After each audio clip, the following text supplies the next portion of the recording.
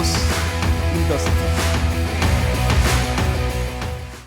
롤스로이스의 인수합병 되기 전 벤틀리와 롤스로이스의 핍박 속에 60년이라는 시간을 보내고 다시 이제 해방이 되면서 폭스바겐 산하로 넘어가면서 디자인에 대한 독창 자율성을 얻었는데 왜 벤틀리는 라이트를 딱딱 이렇게 눈 박듯이 4개를 했을까? 되게 궁금했거든요. 나와 있진 않더라고요. 어디 감독님 혹시? 저도 그걸 못 찾았는데 네.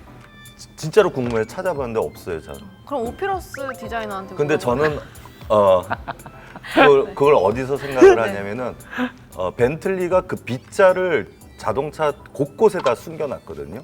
아까 네, 말씀드린 있어요. 것처럼 기어봉에도 있고요. 기어봉에도 있고 네. 옆에. 디자인에다 녹여놓는다고. 그치, 옆에 옆부분에 예, 날개처럼. 녹여놓고 거기 그 벤틀리 어느 모델인가 뒤에 테일 라이트 부분이 B자예요.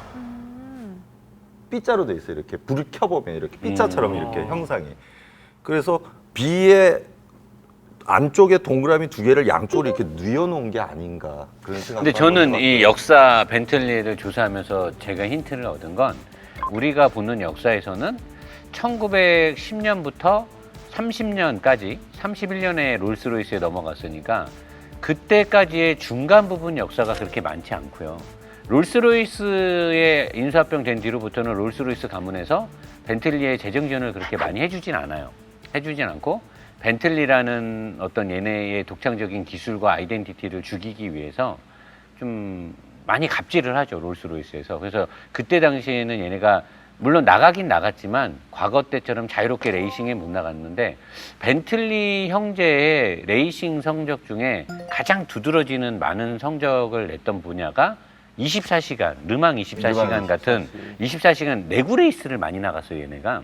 근데 내구 레이스에 많이 나가면 그 당시에는 일반 도로를 달렸기 때문에 조명이 없잖아요, 가로등이 옛날에는. 그러니까 차 앞부분에 라이트가 많이 필요했었어요. 옛날에는 이 라이트가 밝지가 않아서. 그래서 벤틀리가 1920년대, 30년 전까지 그 다음에 40년, 50년대에 레이싱을 떴던 벤틀리 얘네 차들을 보면 앞 헤드라이트가 한 5개 정도 달려 있어요.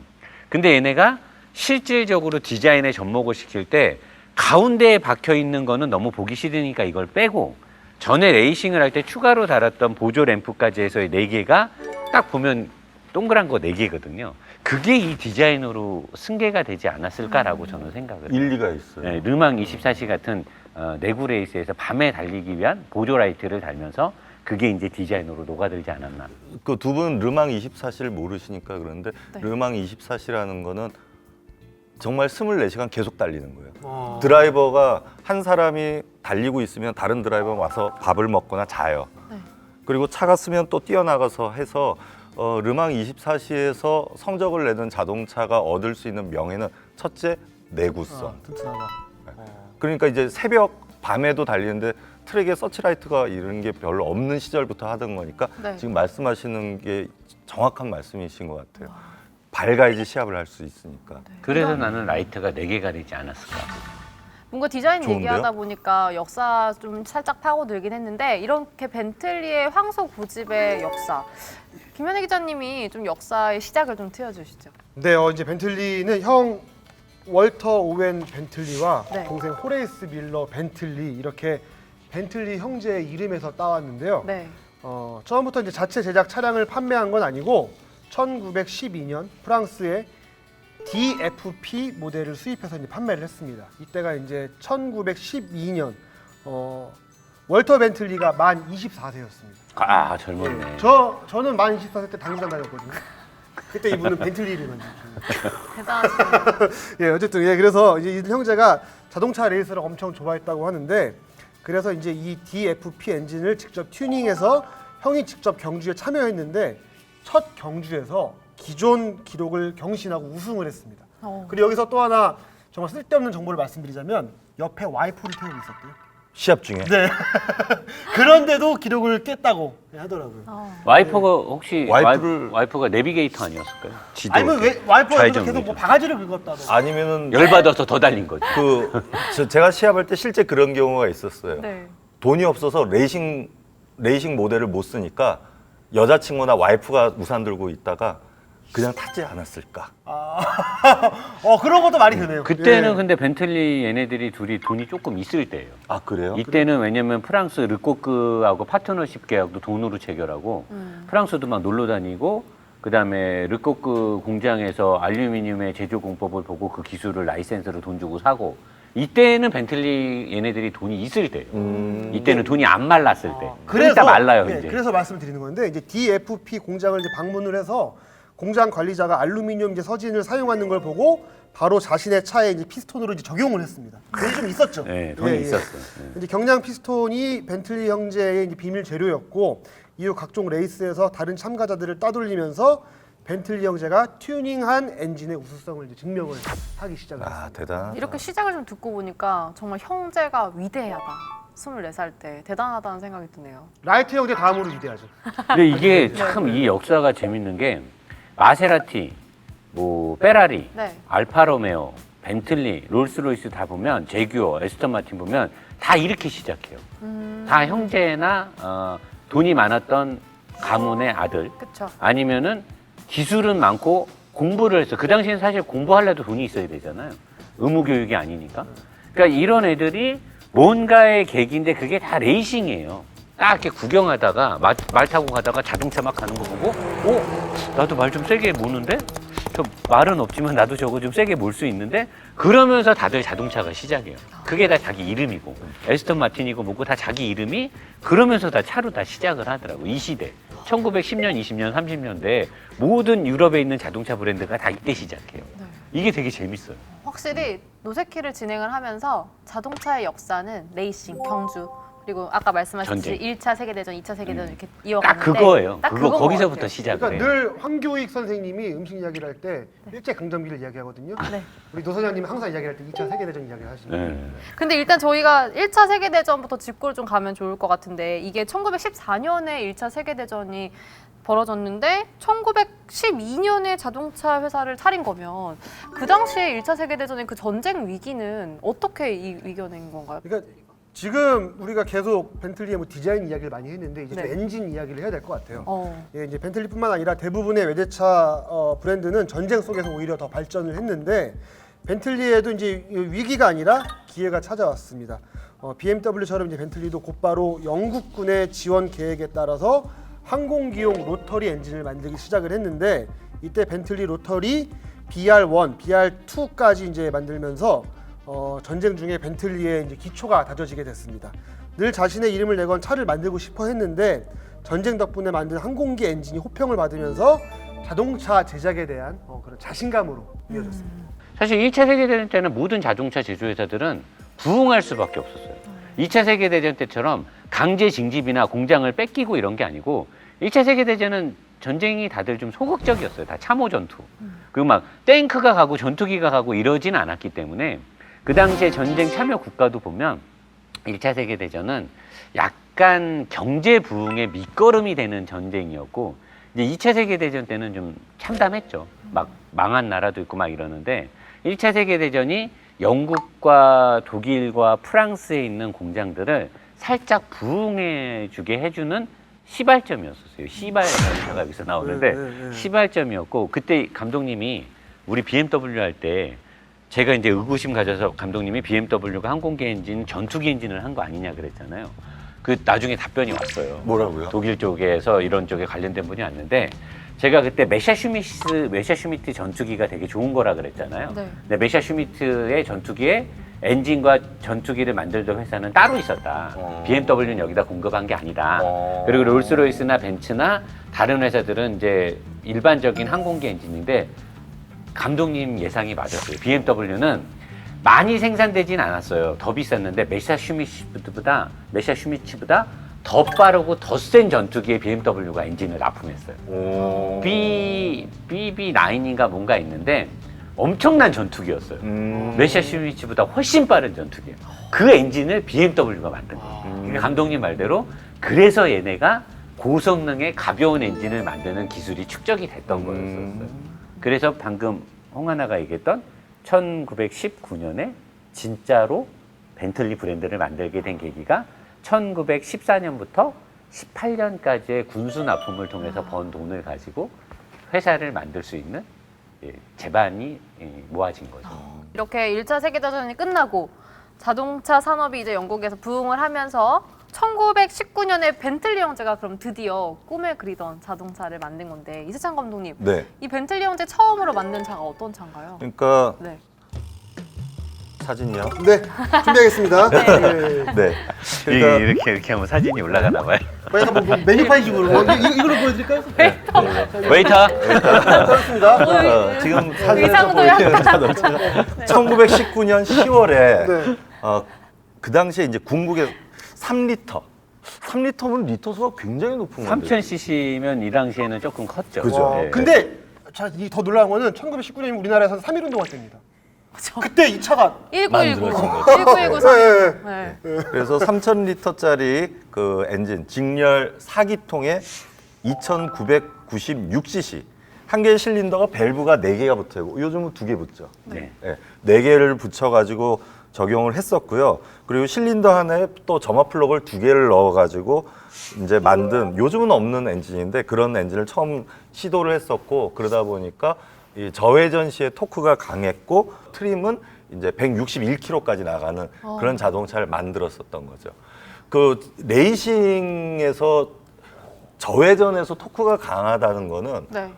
고속 탈출이 빠르다는 얘기예요. 그러니까 코너에도 강하고 자동차를 감속했다가 치고 나갈 때 빠르는데 이런 노하우 때문에 레이싱에서도 그렇게 좋은 성적을 내지 않았나. 저 모델이 방금 감독님께서 말씀하신 슈퍼스포츠가 177km를 냈었는데 그 당시의 속도로는 가히 획기적인 속도였고 그게 가능했던 건 아까 김 기자가 얘기했던 프랑스 르코크에서 제휴를 통해서 갖고 왔던 DFP 차량을 갖고 오면서 습득했던 알루미늄 제작 공법에서 피스톤을 알루미늄으로 만들면서 얘네가 엔진 안에서 피스톤이 움직이는 속도를 빠르게 한 거예요. 얘네는 그 당시에 그런 거를 뭐 계산할 수 있는 게 있었냐 없었냐 말이 많았는데 그게 가능했던 건 동생이 철도청에서 일을 했거든.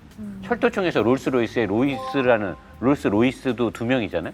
로이스라는 사람하고 철도청에서 이제 알게 되면서 또 거기서 또 이제 어떤 지식 경쟁하고 엔지니어 경쟁하고 했었는데 그 당시에 이제 기관차들도 내연기관을 쓰는 기차들이 얼마만큼 피스톤에서 많은 힘을 내느냐에 따라서 많은 화물칸을 적재를 달고 먼 거리를 빨리 갈 수 있었기 때문에 거기에 대한 얘네가 기술에 대한 집착이 좀 있었고 그리고 이제 롤스로이스 말씀을 하셨잖아요. 네, 맞아요. 그런데 이제 벤틀리 3리터 이 어썸 3리터 모델은 1929년까지 1,500여 대가 이제 판매가 됐고 겨우 1년 만에 1906년부터 자동차 회사를 시작한 롤스로이스와 경쟁을 하는 그런 업체로 성장을 했습니다. 그러니까 따지고 보면 2회 만에 자리를 잡은 우리와 비슷한 그런 거죠.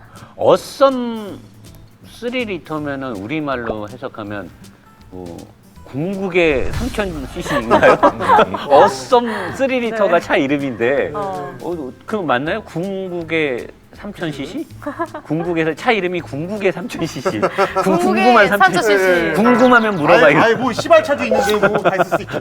차 이름이 어썸 3리터. 지금 엔진 얘기가 나오니까 문득 두 분은 로터리 엔진이 뭔지 아세요? 로터리요? 예. 지금 방금 잘 모릅니다. 비행기에 로터리 엔진을 납품했다. 네네. 강한 엔진. 아니, 로터리는 말 그대로 로터리를 상상하시면 돼요. 예. 로터리. 여기 삥삥 교차로에서 돌아가는. 예. 그 일반 자동차는 피스톤이 이렇게 움직여서 가는 엔진을 쓰는데 로터리는 피스톤이 팔자를 그리면서 돌아요. 이렇게 안 움직이고 팔자를 그리면서 이렇게 돌아요. 그래서 이걸 로터리 엔진이라고 하는데 로터리 엔진은 cc에 비해서 출력수가 굉장히 세요. 그래서 항공기도 많이 썼고 뭐 자동차에도 잠깐 쓰다가 연비가 너무 안 좋고 네. 그다음에 그 배기가스가 너무 안 좋아서 이제 단종되긴 했는데 네. 작은 엔진에서 큰 힘을 내기에는 굉장히 좋아서 이제 비행기에는 썼다. 이제 상식을 알아두시면 네, 좋습니다. 감사합니다. 이렇게 벤틀리 엔진 이야기 하다 보니까 저는 벤틀리 하면 굉장히 고급 세단 느낌이 강했는데 스포츠성, 그냥 레이싱 이야기를 정말 또 빼놓을 수가 없는 그런 차인 것 같아요. 이 레이싱에 대해서도 이제 한번 이야기를 해보면 좋을 것 같은데요. 네. 감독님 이제 신나시죠? 네, 아니요, 감독님의 그 판이 깔렸습니다. 아니요, 딴 데 가면은 네. 레이싱 얘기 나오면 기술 얘기를 하니까 신이 나는데 네. 여기는 역사라서 지난번에 우리 회식할 때 예. 차를 모르는 이 스태프분들한테 코너링하는 법을 직접 몸소 일어나서 몸으로 온몸을 던져서 브레이크를 이렇게 밟고 그 얘기를 계속 하셔가지고 그러니까요. 제가 도망갔는데 이쪽에 와서 또 그 얘기를 따라다니면서 계속 레이싱 교육을 시키는. 네. 그래서 제가 그 이후에 브레이크를 밟을 때 나눠 밟아요. 나눠 밟는 거를 신경을 써봤어요. 오, 멋지다. 늘고 계신 거예요. 네, 왜냐면 브레이크 밟을 때 뭐 1, 2, 3이 아니라 예. 몇 단계로 더 나눠 네. 밟아야 된다라고. 5단계로 네. 연습하시면 좋아요. 네. 어. 5단계로 연습하시면 ABS가 작동을 안 해요. 어. 걔보다 내 몸이 먼저 ABS 작업을 하니까. 네. anyway. 애니웨이까지 나왔다. 애니웨이. 네. 와레벌. 그 기술 얘기할 때 제일 좋아해요. 네. 제가 이 프로를 하면서 왜 모든 명차들은 다 레이싱에서 시작을 할까 생각을 해보면 그런 생각이 드는 거예요. 무용수 중에 굉장히 뛰어난 사람들 얘기를 할 때 꼭 그 사람은 어디 콩쿠르에서 우승했다. 뭐 이런 거 있잖아요. 피아노도 그렇고, 예, 뭐 그쵸, 피아노도 다 모든 게 그렇고. 그렇죠. 그다음에 요즘도 그렇고 어떤 화가가 이렇게 인정을 받는 경우에는 어떤 미술 대전에서 대상을 받았다. 즉 그 분야가 공개적으로 경합을 벌이는 곳에서 인정을 받은 다음에 주변 사람들이 인정을 하는 거잖아요. 전주 대화순 놀이 같은. 예, 그게 예, 그러니까 그 업계 내에서는 저 사람을 인정을 하겠지만 결국은 대외적으로 그 우리가 벤틀리를 몰라도 그 사람들의 명성을 알고 사는 것처럼 그 구매자들이 있는 일반인들이 인정을 받으려면 한번 싸워봐 얘네들끼리. 그리고 거기서 우승을 하면 우승하는 데 이유가 있을 거야. 거기서 시작을 하는 것 같고. 이기는 편 내 편이네. 네. 그리고 실질적으로 아까 르망 24시 같은 경우는 그런 부분. 그다음에 이제 또 우리 세대에서 유명했던 사막 다카르 랠리 같은 거. 대륙을 관통하는데 차가 퍼지지 않고 가.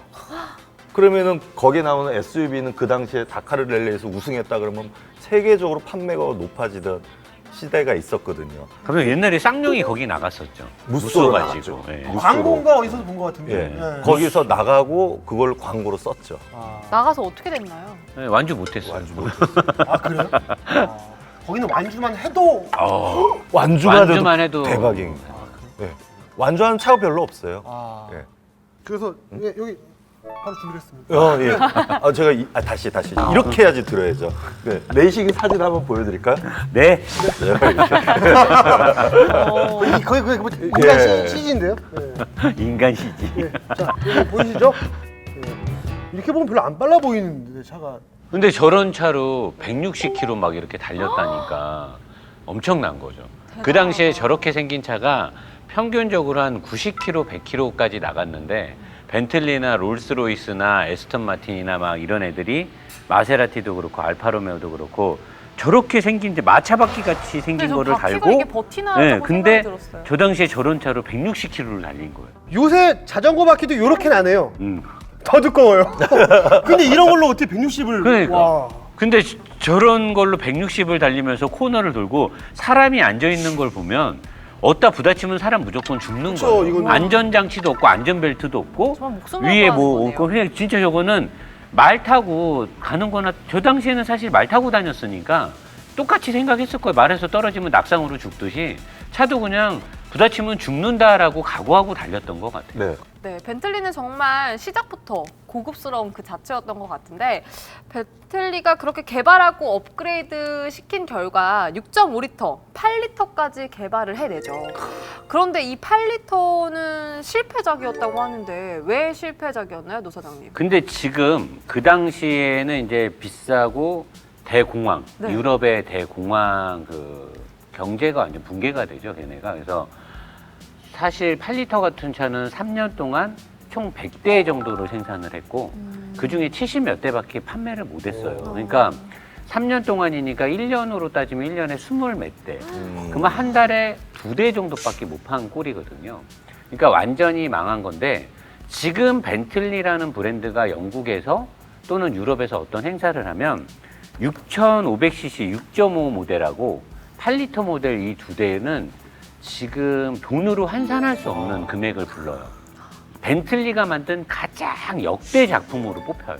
근데 시기적으로 잘못 태어났기 때문에 얘네가 판매가 안 됐던 거고, 얘네는 사실 1919년에 벤틀리를 설립을 해서 1922년부터 계속 레이스에서 우수한 성적을 내고, 그러면서 얘네가 그거를 바탕으로 해서 셰시 개발에 투자를 하고, 그래서 얘네가 아까 우리가 서두에 얘기했던 코치빌더를 둬서 자기네들은 성능과 파워트레인에 집중 투자를 하고, 코치빌더들한테 뮬리너라든가 뭐 이런 쪽에다가 외관과 내장재를 맡기고, 그렇게 가다가 6.5리터를 만들어서 정말 명차로 인정을 받고, 그때 이제 롤스로이스가 엄청 배 아파하죠. 네. 그러다가 이제 1930년에 들어가는 그 시점에 최대 작품인 8리터라는 차를 만들어요.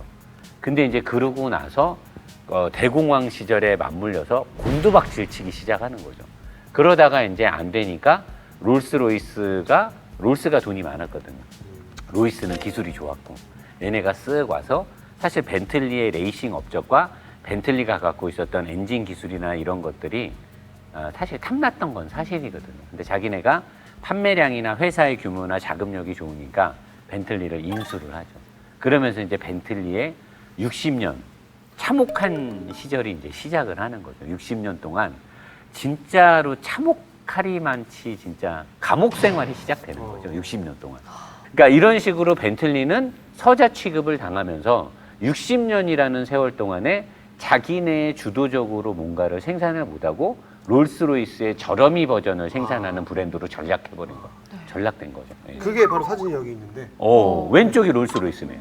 정말 어느 쪽이 롤스로이스고 어느 쪽이 벤틀리인지 네. 잘 잘 모르겠어요. 공감이- 네. 네, 근데 헷갈려. 자세히 보면 롤스로이스가 훨씬 고급스럽고, 이쪽 거요? 네, 롤스로이스를 더 고급스럽게 만들고, 롤스로이스는 그 라디에이터 그 위에 그 자유의 플라잉 뭐더라 저것도 롤스로이스인데. 이게 벤틀리. 이게 벤틀리? 예. 위에 그 엠블럼이 다른데, 엠블럼을 한번 키워보세요. 엠블럼이 쟤는 날개가 그러네, 있는 날개가 거고. 아니네. 삐로 돼 있네. 네. 아, 그리고 이게요? 네. 그 비예요. 진짜 헷갈리게 만들었는데요. 예. 그 오른쪽이면은 롤스로이스. 예, 그거는 이제 그 여신상 그거잖아요. 루이비통이면 네. 루이 까또지 같은 그렇게 된 거. 이거죠. 그렇게 된 거죠. 적절한 비유였습니다. 예. 적절한 비유였어요. 네. 자, 어떻게 보면 정말 이 부분이 벤틀리에게는 흑역사일 그죠, 텐데요. 흑역사죠. 예. 이렇게 벤틀리랑 롤스로이스가 각각 폭스바겐과 또 BMW로 인수가 되잖아요. 그때도 되게 재밌는 게 있었어요. 네. 왜냐면 그 롤스로이스와 벤틀리를 소유하고 있던 회사는 영국의 중공업 회사 비커스라는 회사가 두 개를 갖고 있었는데, 영국도 이제 산업혁명부터 시작해서 계속 오일 쇼크부터 해서 안 좋아지니까 비커스도 우리가 갖고 있는 회사들 중에 일부는 매각을 해야 된다. 그 중에 1순위가 자동차 부분이 가장 적자가 많이 나니까 롤스로이스, 벤틀리를 매각을 해야겠다라고 공지를 해요. 근데 그 당시에 롤스로이스하고 가장 파트너십이 좋았던 회사는 BMW였어요. BMW가 엔진과 자동차 부품의 벤더 회사였어요. 롤스로이스에. 그리고 엔진 같은 경우는 BMW에서 주도적으로 준 것도 있었고, 그래서 그냥 암암리에 누구나 다 중학생 정도만 되면 다 알아요. 저거는 BMW다. 저 회사 비커스의 롤스로이스 벤틀리라는 회사는 BMW로 가야 된다. 그래서 시가총액을 계산을 해서 얼마에 넘어가기로 다 끝나 있었단 말이에요. 다 끝나 있었는데 그냥 BMW에서는 뭐 딱히 다른 경쟁자도 없었고, 왜냐면 롤스로이스의 내부 사정과 공장에 대한 뭐 여러 가지 현황팡을 BMW가 다 하니까 그 당시에 누구도 BMW가 아닌 다른 회사가 롤스로이스를 인수하지 않는다. 근데 처음에 벤틀리를 인수할 때 롤스로이스가 롤스로이스라는 회사명을 숨기고 입찰에 들어가요. 얘네도 한번 양아치 짓을 해요. 롤스로이스도. 벤틀리를 꼭 갖고 싶었던 거지. 마지막에 공개 매각 입찰에서 폭스바겐이, 유럽의 짱깨 폭스바겐이 막대한 돈을 한 4분의 1, 20% 이상을 더 써요. 매각 금액을, 인수 금액을. 그래서 롤스로이스 벤틀리가 폭스바겐에 넘어간 거예요. 그래서 이제 BMW 난리 난 거지.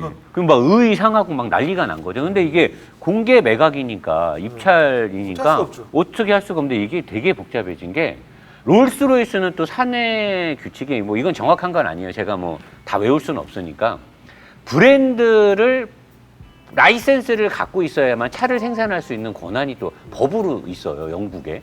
근데 BMW는 먼저 공개 입찰 매각에 들어가기 전에 롤스로이스의 브랜드를 먼저 자기네가 상표 등록을 먼저 취득을 했었어요. 회사가 이제 뭐 어려워지고 있을 당시에 항공기 엔진에 관련돼 있었기 때문에 항공기 엔진은 BMW가 또 같이 만들고 있어가지고 롤스로이스라는 브랜드의 상표권을 먼저 BMW가 특허 등록을 한 거예요. 상표 등록을. 근데 이 상황에서 또 생산에 관련된 무슨 등록을 또 폭스바겐이 추가 돈을 주고 또 사.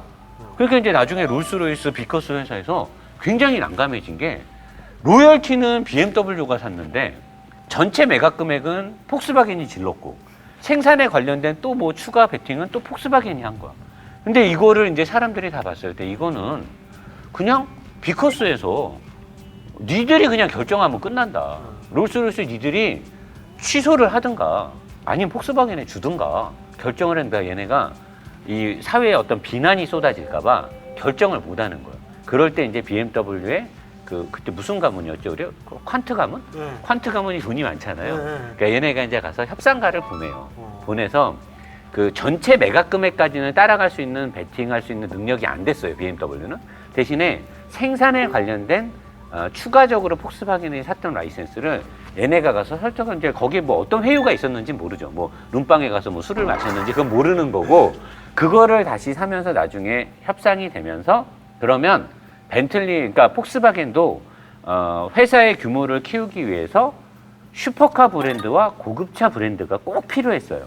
그래서 부가티를 인수하고 벤틀리를 인수하고 람보르기니를 인수하고 다 이렇게 한 건데 폭스바겐이 그게 꼭 필요하다고 하니 BMW가 설득을 한 거죠. 우리가 BMW도 벤츠의 밑에 있는 브랜드잖아요. 우리도 고급차 브랜드 필요한데 우리 나누자. 근데 우리가 지금 롤스로이스랑 비즈니스로 엮인 게 너무 많으니까 우리가 롤스로이스를 가질게. 판매량은 얼마 안 되잖아. 대신에 롤스로이스에 들어가는 엔진 기술 모든 거 너네한테 줄게. 몇 년간 줄게. 그럼 폭스바겐이 생각해 보니까 사실 그 브랜드도 중요한데 기술도 중요하거든. 근데 BMW가 롤스로이스에 들어갔던 엔진 미션 모든 걸 다 준대. 몇 년 동안. 사실 그 정도 규모에서 몇 년간 받으면 전수는 끝나는 거거든요. 그 폭스바겐이 그래? 그럼 우리 벤틀리 가질게. 대신에 롤스로이스에 대한 너네가 엔진 기술과 뭔가를 주는데 그래도 우리는 불안하니까 현재 롤스로이스 공장은 우리가 가질게. 너네는 공장 새로 지어. 그러니까 BMW가 이게 돈으로 안 되니까 알았어. 그렇게 할게. 그래서 다 주고 롤스로이스를 BMW가 갖고 와요. 그리고 롤스로이스는 BMW가 공장을 구두드 지역에 새로 짓죠. 새로 짓고 벤틀리와 롤스로이스 공장과 엔진 기술을 싹 다 줘요. 폭스바겐에. 그래서 이제 폭스바겐은 롤스로이스가 더 위에 있는 브랜드인데 벤틀리를 갖고 왔으니까 거기다가 사정없이 투자를 하는 거예요. 그러면서 아까 감독님이 얘기한 대로 돈을 아끼질 않아요. 사정없이 막 쏟아붓는 거예요. 그래갖고 벤틀리가 연간 생산량이 보통 뭐 800대, 1000몇 대, 뭐 많아야 뭐 2400대. 그 2400대 판 거는 벤틀리 총 90년 역사상 한 번 있었나 그랬을 거예요. 거의 뭐 1000대에서 왔다 갔다 했는데 폭스바겐이 돈을 확 쏟아부으면서 지금 10,000대 이상 팔아요. 3억짜리 차를. 그러니까 이제 어마어마하게 성장해서 지금은 롤스로이스는 워낙 비싸기 때문에 한 달에 한 뭐 1년에 많이 팔아야 1000몇 대, 2000몇 대 팔거든요. 지금은 벤틀리가 완벽하게 복수를 한 거죠. 60년 시절 동안 받았던 핍박을 한 방에 그냥 지금은 벤틀리가 이제 훨씬 더 많이 팔리고 더 기술적인 우위를 많이 갖고 있는 거죠.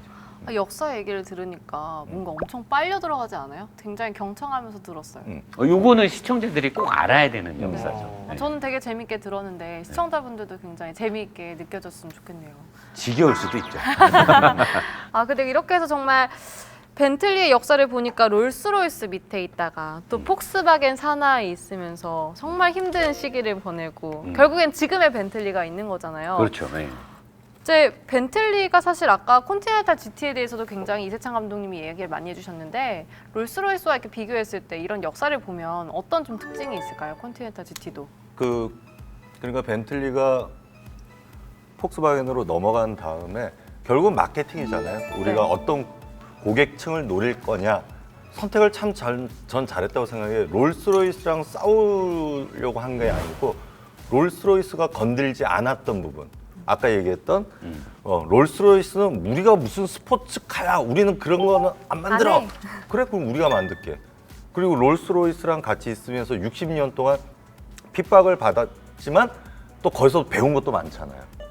그리고 걔네들이 실제 쓰던 공장의 장인들도 많이 빼왔거든. 그렇죠. 그러니까 그 고급스러움 그거에 가지고 와서 롤스로이스를 운전석에서 롤스로이스 팬텀에서 운전석에서 내리면 100% 기사예요. 그렇죠. 100%인가요? 거의 100%라고 보시는 게 맞아요. 네. 94.7%라고 그 통계 자료가. 학교에서 그래요? 그래 그거 학교에서 잘못해갖고 조사입니다. 통계청장 날라간 거잖아. 그렇구나. 네. 94.7%. 통계청장이 그래서 날라간 거예요. 94.7%. 네. 그런데 벤틀리에서 운전석에 내리면 94.7%가 오너예요. 96.5%라. 96.5%. 예. 예. 그래서 아까 기억나세요? 네. 뒷자리가 왜 이렇게 생겼냐고 반듯반듯. 네, 네. 벤틀리는 디자인이나 모든 철학이 운전석으로 포커싱이 돼 있어요. 저 맞췄네요. 오너 드리븐. 네, 약간 벤츠랑 비교할 때 왠지 네. 그럴 것 같더라고요. 예. GT의 근데 그 약자가 그랜드 투어링, 고성능 스포츠카라는 그런 뜻이잖아요. 그렇죠. 그런 뜻도 네. 되고 이제 특히 유럽 쪽에 있는 차들이 GT라는 말을 많이 쓰는데 네. 거기서는 우리는 여행 갈 때 저기 남해까지 한번 가볼까인데 거기는 우리 여행 갈까 벨기에 한번 갈까 그리고 막 국경을 넘어다니는 거거든요. 그래서 출력도 받쳐줘야 되고 굉장히 장거리를 계산해서 가는데 그때 이제 제가 벤틀리 쪽 사람한테 직접 들은 거는 그 유럽 전체를 돌아다닐 수 있는 고성능 자동차. 스포츠카라는 말은 안 하더라고요. 고성능 자동차. 그렇게 표현하더라고요. 분단된 조국이 굉장히 슬프네요. 아, 그쵸. 네. 우리 빨리 통일 돼야겠다. 우리 유라시아 뚫려야 되죠. 그래서 차 몰고 쫙 한번 가봐. 우리 러시아까지 한번 갈까? 막 이래야지. 그쵸. 네. 좋다. 정은이가 좀 해주면 괜찮은데. 전화 좀 해보세요. 안 받더라고. 안 받아요? 네, 안 받아요. 네. 아무튼 이 벤틀리라는 럭셔리 세단 브랜드가 GT로 성공했다는 거는 그 벤틀리 형제의 정말 꿈이 이뤄진 게 아닐까라고 저희가 역사를 좀 정리해봐도 되지 않을까 하는 생각이 들어요. 자, 이렇게 벤틀리 역사 쭉 한번 정리를 해봤고요. 이번에는 이제 여러분의 순서입니다. 여러분이 궁금하신 점을 저희가 하나하나 풀어보는 질문 있어요 순서입니다. 빠밤. 오. 역시. 근데 보통 우리 그 자동차 프로그램이니까 네. 있어요? 그러면 막 이렇게 소리 나야 되는 거 아, 아니에요? 할까요, 이제? 질문 있어요. 이것도 재밌던데. 저 감독님 존경했었습니다. 페라리 나오면 누가 코피한 거 아니죠? 자, 이번에도 역시 노보스 인더스트리 게시판과 유튜브에 올라온 질문들 많이 준비해놨는데요. 재미있는 질문이나 이 질문은 꼭 답을 해드리고 싶다 하는 질문들을 한번 꼽아보도록 하겠습니다. 그 여기서 뭐 뽑히면 네. 상품 같은 거 있어요? 네, 저희가 일단 질문을 뽑기 전에 당첨되신 분들 또 설레시라고 상품 설명을 좀 해드릴까요? 저희가 특별 선물을 준비했는데요. 노사장님 그게 뭐죠? 메가스마일 칫솔 세트를 좀 조금이 아니라 여러 식구가 쓸 수 있도록 오. 굉장히 좋은. 근데 다들 써보셨잖아요. 써봤어요. 근데 여기서 막 칫솔? 이렇게 생각하시는데 그런 칫솔이 아니에요. 저는 그 칫솔을 써보면서 느낀 건데 칫솔계의 벤틀리다. 그렇게까지는 아닌 것 같은데. 나는 아니 왜 그런 말씀을 2년째 쓰고 드리냐면, 있는데 왜 그러냐면 아까 벤츠 정도. 제가 벤틀리 얘기하면은 계속 옆에서 딴지 관계 구찌 계속 그 얘기를 하잖아요. 네. 근데 그 칫솔 네. 모가 굉장히 얇은 미세모인데 끝을 현미경으로 본 그거 보셨어요? 끝을 다 깎아놨어. 현미경이 그게 집에 독일에서 있으세요? 제작한 거래요. 예. 칫솔 다른 칫솔은 이렇게 깎여 있거든요. 근데 미세하기 때문에 스크래치 잇몸에 나는 걸 안 나는데 걔는 끝을 다 뭉퉁하게 다 깎아놨어. 그게 활성탄에 독일에서 제작한 거예요. 그 정도로 칫솔모를. 그 정도로 굳이 그걸 다 깎아놨어요. 그리고 되게 좋죠. 그 디자인 부분 말씀하셨는데 와 이게 실용적인 디자인이구나. 딱 잡으면 최소의 힘으로 내 입에 전달되는 압력을 조절할 수 있게 최소의 힘으로. 이거 어떻게 아시지? 홈쇼핑 홈쇼핑 나가셔도 될 것 나가셔야 될 것 같은데. 같아요. 메가스마일에 전화할까요? 홈쇼핑 바로 나가신다고? 감독님? 전화 주세요. 저희 회사로 전화 근데 주세요. 지금 감독님이 말씀하시는 게 저는 네. 메가스마일 본사하고 이제 워낙 미팅이 많았으니까 그 메가스마일 칫솔은 잡으면 바른 칫솔질을 할 수밖에 없게끔 디자인이 돼 있어요. 걔네가 디자인상을 3개를 받아요. 굿 디자인, 점원 디자인, 레드닷. 사실 레드닷 되게 받기 어렵거든요. 근데 이 디자인은 점원 디자인 같은 경우는 이쁘기만 해서 주진 않아요. 기능성이 있는 디자인에만 주는 상이거든요. 그러니까 그 메가스마일의 칫솔 이 대가 이렇게 잡고 닦아야만 바른 칫솔질을 할 수 있는 형태를 갖고 있고, 감독님이 말씀하신 대로 얘가 갖고 있는 이 탄성이 가볍게 하는데 텐션에 의해서 자동 압력으로 인해서 칫솔질을 할 수 있게끔. 그리고 그 끝에 있는 뭐가 활성탄이라서 입냄새 제거와 미백 효과를 주는데 단 수명이 3개월이에요. 약간 좀 부드러워서 그렇지. 너무. 그러니까 활성탄이니까 활성탄이 이제 깎여 나가는 거죠. 근데 보통 칫솔 계통에 계신 분들이 원래 칫솔 수명이 3, 4개월이라고 그러더라고요. 저는 한 3년씩 썼는데. 아예 안 돼요. 저도 한 3년씩 쓰는데. 원래 칫솔은 1년에 그래요? 아, 최소 그런 3번 거구나. 이상을 바꿔야 된대요. 근데 최소 저는 세 이 번. 칫솔 쓰면서 좀 단순할 수도 있지만 디자인이 속된 말로 좀 간지가 쩔어요. 그 레드닷 디자인상. 아니 그 왜냐면 지금까지 칫솔은 뭐 빨간색, 파란색 이런 거잖아요. 마트 가면 쫙 진열돼 있는 게. 근데 검정 색깔 칫솔이 딱 있는데 저는 투명색도. 이거 차에다 놓고 쓰거든요. 차에서요? 아니 근데 왜냐면 왔다 갔다 할 때 이제 밖에서 이제 양치질 할 때 근데 친구들이 있다 보면 너 그거 뭐야? 약간 뭔가 간지가 쩌는 칫솔이고 그리고 저는 약간 칫솔 스타일이 약간 차인표시 스타일이거든요. 저 분유양치 네. 스타일. 분노 양치라는 스타일인데 이거는 처음 했을 때 좀 약간 좀 불편했어요. 왜냐면 이게 분노가 안 되죠. 뻣뻣한 느낌으로 이런 게 안 돼서 이건 뭐지 했는데 지금 굉장히 부드럽게 잘. 그러니까 그게 바른 하는- 칫솔질을 예, 예. 유도할 수 있는 디자인을. 그리고 이게 하다 보면은 곧 부러질 것처럼 휘어지거든요. 네. 근데 굉장히 좀 이렇게 뭐라 해야 되죠? 연성이 좋죠. 탄성이 자연스럽게 칫솔질을 하게끔 만든 거여서 저도 잘 쓰고 있어요. 두 분은 열심히 입 아프게 설명하셨지만 저는 뭐 미소로 보여드릴게요. 좀 쓰고 있거든요. 네. 담배를 두 갑씩 피면서 이 정도면은 이거는 굉장한 효과입니다. 좋죠. 활성탄의 효과가 쩌는 거죠. 말보로 레드핏이거든요. 아, 말보로 레드. 네. 빨간색 좋아요. 그래서 레드를 내가- 피는데 활성탄으로 네, 이가 아, 이렇게. 그렇죠. 어. 칫솔 빨강색으로 선택했는데 아유 덥네요. 뜨끔했나 보다. 너무 웃기잖아요. 네, 그렇게 저희가 칫솔을 준비를 했습니다. 이런 칫솔이에요, 여러분. 네. 이 칫솔을 받아가실 분 저희가 질문 선정 바로 해보도록 하겠습니다. 일단 제가 먼저 스타트를 끊어볼게요. 질문 진짜 많이 왔네요. 네. 오늘 정말 많은 분이 질문 주셨어요. 벤틀리가 너무 이렇게 감사합니다. 사람들한테 관심이 많은지 몰랐어요. 우리 프로가 관심. 아, 내가 봤을 땐 제밥에 선물에 관심이 많은 거예요. 선물에. 자, 첫 번째 질문 은규 노오님이 질문 주셨는데요. 뭐 내 이름이잖아. 네? 노은 본인이 네, 나 안 했어요. 나 안 했어요. 축하드립니다. 칫솔 받아가십니다. 진짜요? 아니죠? 은규 노오래요. 아, 너무. 차 협찬해주신 벤틀리 차주님의 썰이 궁금하다. 벤틀리를 타는 오너들은 과연 어떤 사람일까? 모셔볼까요? 벤틀리를 타는 오너분 궁금하다는데 어떻게? 모셔볼까요? 뭐 직접 보셔서 목소리는 알겠지만. 잠깐 나왔는데요. 네. 저분은 약간 얌전하시고 네. 사업가. 보통 벤틀리는 사업가들이 많이 타더라고요. 사업하시고 젊고. 근데 사실 뭐 차에 막 욕심이 많아 보이진 않는데 벤츠 BM은 싫다 이거예요. 벤츠 BM은 싫다. 근데 롤스로이스는 기사가 필요할 것 같고. 아까 감독님 말하고 똑같아요. 그래서 벤틀리. 내가 직접 몰고 싶은데 네, 내가- 벤츠 BM은 싫다. 벤츠 BM은 싫고. 저 차주분하고 얘기하다가 제가 깜짝 놀란 게 네. 벤틀리 막 이런 게 있고요. 소가죽이 이렇고요. 아시고 사신 거요? 아니요. 그럼 왜 사셨어요? 좋대서요. 지난번 회식 때 또 이세찬 감독님이 네. 정말 저 차주분께 많은 또 설명을 했죠. 왜 저 차주분이 딴 데 가니까 또 따라가서 또 설명해 주고. 쫓아다니면서. 쫓아다니면서. 브레이크를 5단계로 밟아라. 네. 예. 지금 세단 중에 브레이크 디스크 용량이 가장 크거든요. 그러니까 그런 것도 모르고 이제 사시는 거야. 그건 부럽더라고. 좋겠다. 멋있다. 멋있다. 일단 감사합니다. 벤틀리 저희가 오늘 멋있다. 오늘 그래도 차를 빌려주셔서 또 시승도 해보고 그러면 칫솔 세트를 서비스 벤틀리 오너한테 줘요. 칫솔 세트 은규 노호님께 드리도록 하겠습니다. 아, 축하드립니다. 자, 그다음 기자님 뽑아주시죠. 저는 뭐 성능 이런 거는 잘 몰라서 네. 조금 정말 단순하게 제가 그 전부터 조금 생각을 했던 궁금증이었는데 딱 질문이 있더라고요. 그래서 저는 이걸로 선정을 해봤습니다.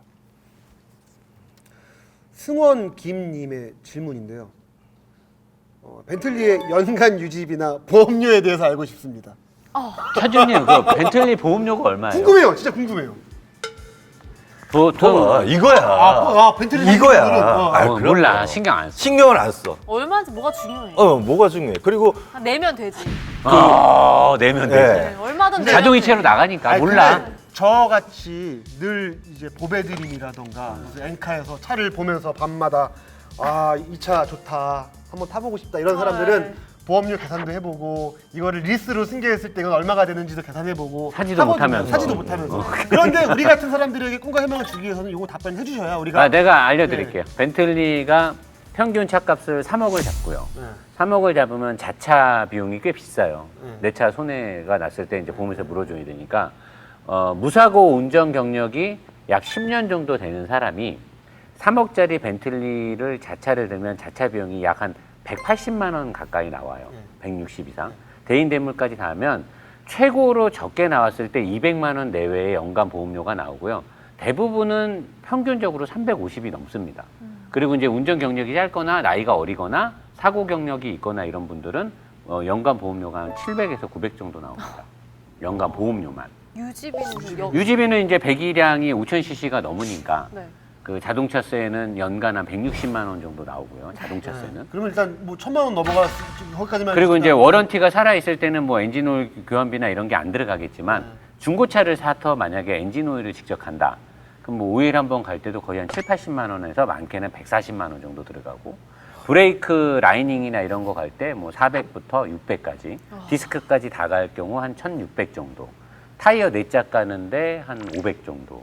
요렇게 들고요. 기름값은 평균적인 일반 시내를 탔을 때 연비가 한 5, 6km대 나오니까. 5km? 네. 그럼 뭐 대충 봤을 때 월 소득이 뭐 2천 이상 넘지 않는 사람은 사실 할부 끼고 사면 죽는다고 보면 되는 거예요. 자, 노 사장님 질문 하나 뽑아주시죠. 저는 뭐 아무거나 그냥 집을게요. 그냥 뭐 보지도 않았는데 어머 씨 비읍 이건 꼭 봐야 돼? 꼭 집어도 그런 걸 왜냐면 찍으세요. 나는 집어도 이런 것만 입히지? 현재 나오는 벤틀리는 폭스바겐 그룹 안에 있는 회사들의 기술력으로 만들어지는 건가요? 아니면 벤틀리 독자의 기술로 만들어진? 이 질문이 좋네.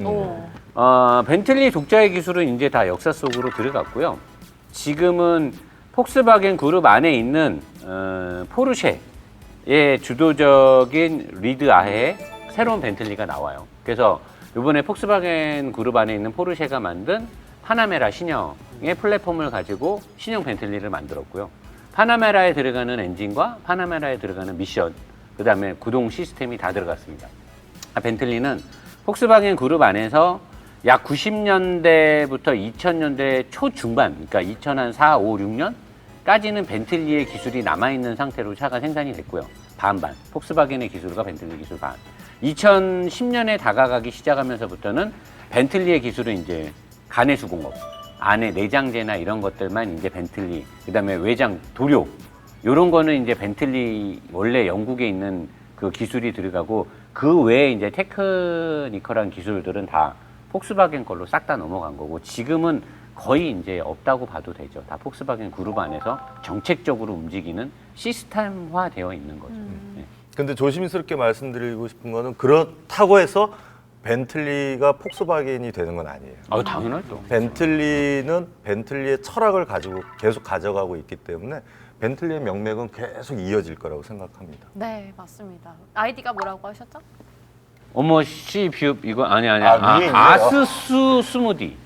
아스수 스무디. 그럼 어머 씨 이거는 그냥 여기 노 사장이 그냥 혼자 하신 거죠? 여기 써 있어요. 뭘 혼자요? 내가 여기 써 있구만. 써 있네요. 어머 쌍시읍 비읍 이건 꼭 봐야 돼. 딱 써 있어. 아이디가 뭐라고요? 아수스 스무디. 아스스 스무디 칫솔 선물 세트 드리도록 하겠습니다. 네, 오늘 이렇게 질문도 저희가 뽑아보면서 여러분들의 궁금증도 해결해 봤는데요. 네. 다음 편에도 저희가 여러분들의 질문 성심성의껏 답변을 하겠습니다. 람보르기니 람보 편에서 진짜 다음에 람보르기니 하는 거예요? 좋아요. 네. 람보르기니. 오케이. 네네. 네. 여러분의 질문 로버스 인더스트리 게시판과 유튜브를 통해서 궁금한 점 접수 받도록 할 테니까요. 많은 참여 기다리고 있겠습니다. 자, 그리고 이제 마무리할 시간인데요. 모두 준비가 되셨나요? 아, 그럼요. 자, 이제 스케치북을 꺼내주세요. 네, 약간 골든벨 같은 느낌이. 친구야 미안해 이런 거 쓰면 되나요? 벤틀리는 땡땡땡 뭐 자유예요? 땡땡땡이다. 빈칸에 들어갈 본인만의 생각을 적어주시기 바랍니다. 기발한 오늘 한 줄 평을 한번 들어보고 마무리를 해보도록 할게요. 자, 그렇다면 세 분의 한 줄 평 뭐라고 쓰셨을지 한 분씩 공개하도록 하겠습니다. 자, 김현애 기자님. 네, 저는 이렇게 써봤습니다. 벤틀리는 내 눈만 높여놨다. 오. 네. 제가 처음 여기 1회에 처음 나왔을 때 한 얘기가 차를 바꿀 때가 돼서 무슨 차를 바꿀까 이렇게 좀 이렇게 들어보러 왔는데 오늘까지 듣다 보니까 아, 이제는 벤틀리 정도는 돼야 될 것 같고 뭔가 내 자동차 시트 가죽에 네. 모기가 구멍을 내놨으면 못할 것 같고 목이 그냥 네, 그 정도까지 이제 뭔가 이렇게 쉽게 이게 쓸데없는 제 수준만 높아져서 오히려 눈만 걱정이 높여놨다. 걱정이 좀 앞으로 더 들어요. 그래서 한 달에 한 5천 버시나 봐요. 네, 그래서 벤틀리는 내 눈만 높여놨다라고 해봤습니다. 네. 그다음에 이세찬 감독님. 네, 저는 넌 내 거야. 예, 썸데이. 네. 예. 벤틀리 컨티넨탈 GT 쿠페. 네. 그냥 컨티넨탈 GT가 이제 그걸로 네. 명명됐어요. 꼭 언젠가는 제 여자 만들고 싶어요. 아, 여자를 또? 예, 되게 민감한데? 예, 예. 아, 알겠습니다. 걔는, 알겠습니다. 걔는 꼭 자, 이거 조심하십시오. 데리고 오고 싶어요. 예, 예. 저희 집사람 프로포즈 할 때 쓴 말이에요. 오. 너 내 거야. 또 벤틀리에게 오늘 프로포즈를 하는 거예요? 예, 근데 이제 좀 시간이 걸릴 것 같아요. 썸데이. 예, 네, 예. 언젠가는 네. 제 여자 하고 싶네요. 네. 노 사장님? 아, 벤틀리가 깠을 것 사실 같은데, 걔네들이 뭐라 그러더라? 뭐 We start where other stop인가? 네. 그들이 멈춘 곳에서 우리는 시작한다고. 네. 걔네들의 그 슬로건, 회사 슬로건이 있더라고요. 근데 걔네가 사실 저는 60년의 그런 서름이 있었고 최근의 행보를 봤을 때 저는 벤틀리는 위너다. 벤틀리가 진정한 이 명차들의 브랜드에서 승자가 된 게 아닐까라고 저는 생각합니다. 옆에서 잘못 보고 벤틀리는 윈저다 그래서 아 또 술 얘기를 하시더라고요. 왜 이러세요, 진짜? 17년입니까? 몇 년입니까? 24년입니다. 아니 또 뭔가 정리를 해야 될 것 같은 압박감에 예. 굉장히 부들부들 떨고 있었는데 예. 일단은 뭐 제가 바라보는 벤틀리로 좀 요약을 하자면 저도 내 눈만 높여놓은 벤틀리 하지만 넌 내 거야. 내가 가져서 위너가 되겠어. 오! 네, 저의 미래의 드림카지만 오늘 내 눈만 높여놨지만 언젠간 넌 내 거고 나는 위너가 될 거야라고 제가 마무리를 해보도록 하겠습니다. 아, 대박입니다. 네. 역시 멋진 차예요. 네. 오늘 다들 너무 고생하셨고요. 네. 오늘 벤틀리에 대한 부분을 우리 시청자들이 쉽게 이해가 됐었으면 좋겠고 우리 노새끼가 지금 3회차 촬영을 했는데 다들 너무 잘해주셔갖고 저는 이제 뭘 준비 안 해도 새벽에 제가 뭐 대본을 수정하지 않아도 다 이렇게 잘 되고 있고 우리 제작진들도 너무나 잘하고 있어요. 저는 사실 그때 BMW가 끝나고 나서 한 3일 뒤인가 4일 뒤에 작가님한테 이제 초벌 그 스토리를 받았을 때 놀랬어요. 야, 어떻게 여자 작가님인데 여자라고 제가 무시하는 게 아니고 차의 전문가가 아닌 분이 어떻게 이 벤틀리의 역사를 이렇게 풀어나갈 생각을 했을까 보고 저는 작가님한테 단 한 줄의 코멘트도 주지 않았어요. 작가님 박수. 그리고 이 모든 장소 협찬과 이걸 진행하는 우리 리모의 류뚱 PD. 류뚱? 별명이 류뚱이에요. 자 그리고 우리 못난 이들을 예쁘게 찍어주는 카메라 감독. 자, 이거 진짜 이제 똑같은 느낌이잖아요. 그리고 막방이에요. 늘 이렇게 한 다음에 마지막에 오늘 기념사진 하나 찍을까요? 하면은 그 다음날 카톡으로 그동안 고생하셨습니다. 이게 오더라고요. 프로그램 개편됐습니다. 네. 기념사진 안 찍겠습니다, 오늘. 아, 전 빨리 다음 주 왔으면 좋겠습니다. 자, 람보르기니에 대해서 많은 그 자료와 질문 보내주시면 좋겠고 혹시라도 람보르기니의 차주분들 요 뒷부분은 우리가 좀 끊어갖고 각자 인스타에 올려서 람보르기니 차주분들의 어떤 협찬이나 람보르기니 코리아 쪽에 정식으로 요청을 해볼게요. 네. 차를 좀 내줄 수 있는지 물어보고 해서 네. 다음 촬영에 람보르기니는 더 깊숙하게 파고드는 걸로. 그리고 아니면 아벤타도르. 네. 알겠습니다. 다들 고생하셨습니다. 고생하셨습니다. 네. 네.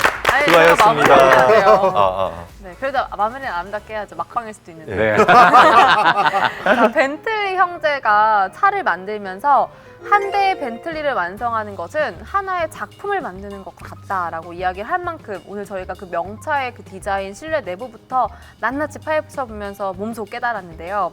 저희 넷도 이렇게 벤틀리처럼 황소 고집을 가지고 끝까지 이곳에서 살아남도록 하겠습니다. 이렇게 마무리를 하면서 저희 다음 시간에 람보로 돌아오도록 하겠습니다. 여러분 다음 시간에 만나요. 수고하셨습니다. 감사합니다.